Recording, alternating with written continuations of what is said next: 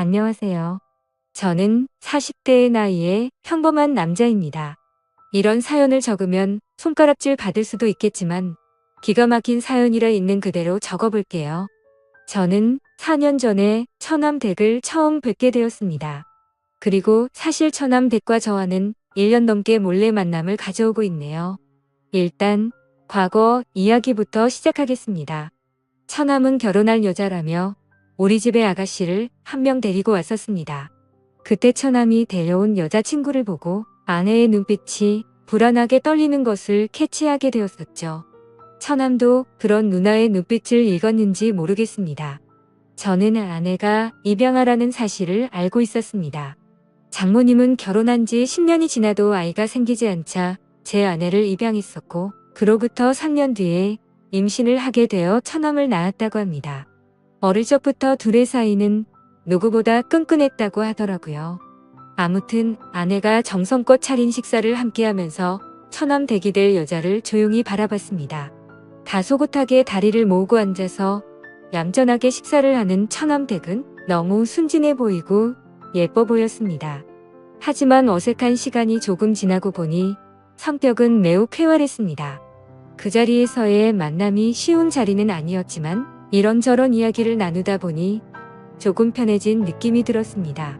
처남 댁은 제게 맥주를 따라주었고 저는 묘한 기분이 들면서 이상하게도 처남 댁에게 관심이 가기 시작했습니다. 처남은 지금 다니고 있는 회사에서 처남 댁을 만나서 결혼 준비를 하였고 우리 네 사람은 곧잘 어울려 다녔습니다. 처남은 나를 매형으로 아주 좋아하고 있었고 처남 댁도 아내에게 언니라고 부르며 친해지려는 노력을 하는 것이 보였습니다. 하지만 아내는 그런 처남 댁을 은근히 밀어내며 촉을 세우는 것이 보이더라고요. 아내가 왠지 모르게 처남 댁을 시기 질투하는 것처럼 보였습니다. 지나가는 말투로 처남 댁에게 왜 그렇게 쌀쌀 맞게 대하냐고 물어봤더니 그 후로는 태도가 돌변해서 더 이상 처남 댁에게 차갑게 대하지 않더라고요. 그날 이후로도 뭔가 이상한 게 느껴졌습니다. 처남과 처남 댁이 결혼하기로 한 후로 아내는 굉장히 신경이 날카로워진 것이 느껴지더라고요. 자기의 사랑스러운 남동생을 그 여자에게 뺏겼다는 일종의 질투심인가 보다 하고 넘기고 싶었는데 아내는 식탁을 치우다가도 잠이 들기 전에도 멍을 때리는 모습을 보였습니다. 그러더니 어느 날은 샤워를 마치고 침대에 갔더니 아내가 이불을 뒤집어 쓰고 울고 있더라고요. 그때는 왜 그러지 싶었습니다. 이후 처남은 많은 사람들의 축복을 받으며 결혼을 올렸죠. 아내는 처남을 사랑스러운 눈빛으로 바라보며 축하해줬고 우리 아파트 단지에 처남의 신혼집을 장만했습니다. 처남 댁은 형제가 없어서 그런지 우리 부부와 어울리는 것을 좋아해서 그런 결정을 내렸던 거죠. 결혼 전에 집을 알아볼 때, 혼수를 장만할 때, 집 계약을 할 때도 우리 부부와 함께하고 의지했습니다. 처남 댁은 나를 보며 경호부가 너무 의지된다고 하면서 감사 표현을 하더군요. 두 남매의 관계가 수상하다고 생각이 들 때쯤 처남 댁에게 전화가 걸려왔습니다. 우리 부부는 아직 아이가 없었지만 아이를 낳게 되면 처남 댁이 나에게 고모부라고 부르는 것이 맞기 때문에 미리 고모부라고 호칭했습니다. 반갑게 전화를 받았고 처남 댁은 나에게 할 말이 있다고 했습니다. 저는 처남 집으로 가서 얘기하면 되냐고 했더니 고모부 회사 근처에서 만나자고 했습니다. 저는 처남 댁이 왜 나를 만나자고 하는지 목소리를 듣고 조금은 감이 왔습니다. 회사 옆 커피숍에서 처남 댁을 만났습니다. 처남 댁은 나에게 미안한 기색이 역력했습니다. 처남 댁은 처남의 행동이 좀 수상하다고 하더라고요. 전화를 안 받을 때도 있고 한밤중에 누구와 통화를 할 때도 있다고 하는 것이었습니다. 처남 댁은 처남에게 무슨 일이 있냐고 물어본 적이 없고 혼자 끙끙 앓다가 저를 찾아온 것이었죠. 가정생활의 불안함을 느낀 처남 댁에게 알 수 없는 미묘한 감정을 느낀 나라는 놈도 참 늑대 같다는 생각이 들었습니다. 처남 댁은 남편이 바람을 피운다는 사실보다 버림받을지 모른다는 불안한 마음이 더 큰 것 같았습니다. 그런 처남 댁이 너무 가엾게 느껴지더라고요. 어딜 봐도 밑질개 없는 결혼을 한 처남 댁이 왜 그런 생각을 하는지 안타깝기만 했습니다. 그래서 지금 이상한 행동을 하는 건 처남인데 왜 처남댁이 더 불안해하고 겁을 먹고 있냐고 화를 냈습니다. 처남댁은 안 그래도 속상한 마음에 나를 찾아왔는데 나에게 쓴소리를 들으니 속이 상한지 눈물을 보이더군요. 처남댁은 버스 타고 집에 가겠다고 했지만 잘 달래서 제 차에 태웠습니다. 처남댁은 고모부님과 따로 만나서 털어놓으니 의지가 된다고 감사하다고 하더군요. 저는 작은 고민이라도 함께 나누고 싶다고 했습니다. 처남댁은 그런 내가 오빠같이 느껴진다며 웃어 보이는데 그 미소를 보자마자 가슴이 떨리더라고요. 그날 처남댁을 차에서 내려준 뒤 처남은 정말 못할 짓을 하고 있다고 나쁜 놈이라는 생각이 들었습니다.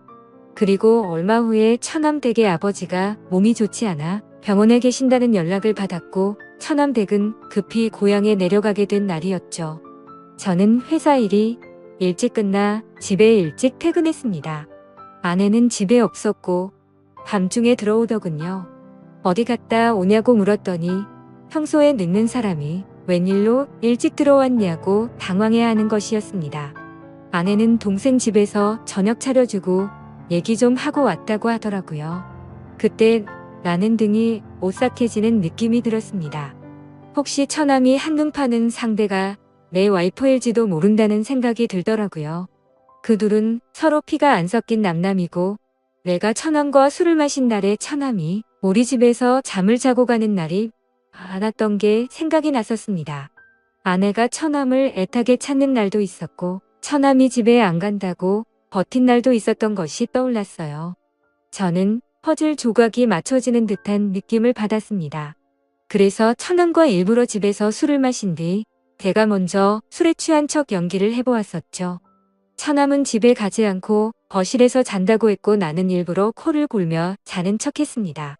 그러다가 내 숨소리가 안정되니 둘이 쑥닥거리는 소리가 들렸습니다.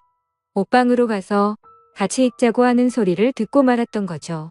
촉을 세우고 그 둘의 만행을 다 알게 되었습니다. 그래서 당장 들이닥칠까도 생각해봤지만 이렇게 넘어가는 건 아닌 것 같아서 증거라도 모으려고 일단 넘어가게 되었죠. 다음날 처남댁의 아버지는 병원에서 투병하시다가 돌아가셨다는 소식을 듣고 와이프와 함께 조문을 갔습니다. 처남댁은 얼굴이 퉁퉁 부어있더라고요.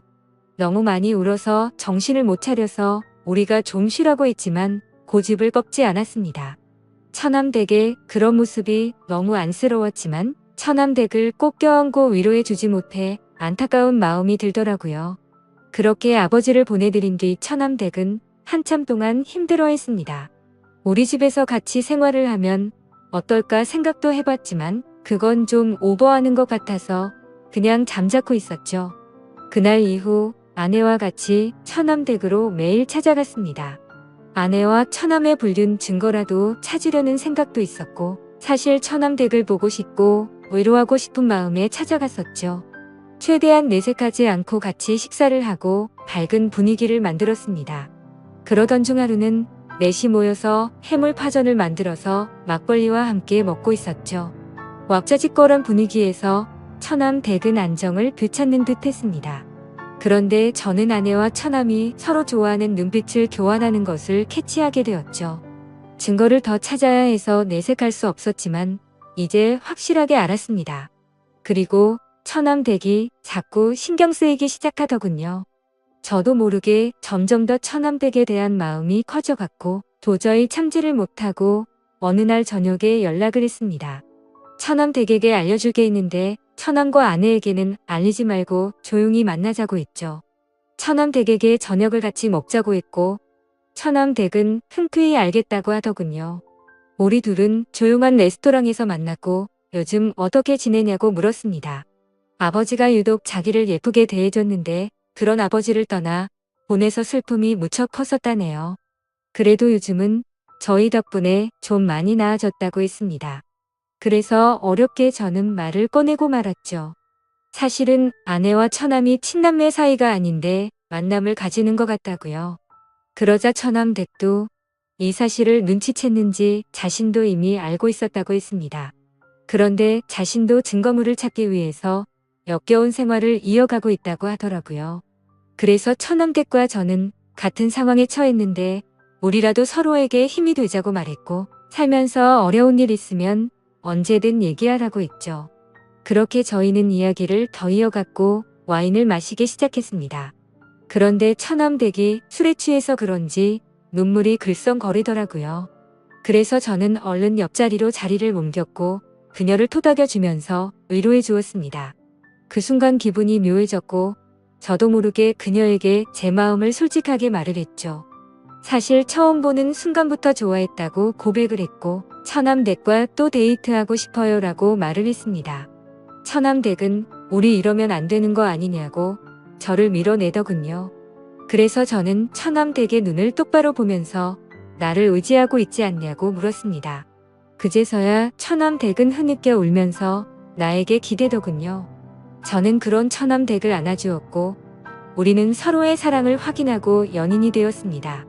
그리고 저희의 만남은 비밀로 하자고 했고 서로가 저 남매란 가면을 쓴 더러운 인간들 증거를 모아서 이혼을 하자고 했네요. 그리고 모든 상황이 정리되면 처남댁에게 결혼을 하자고 약속했습니다.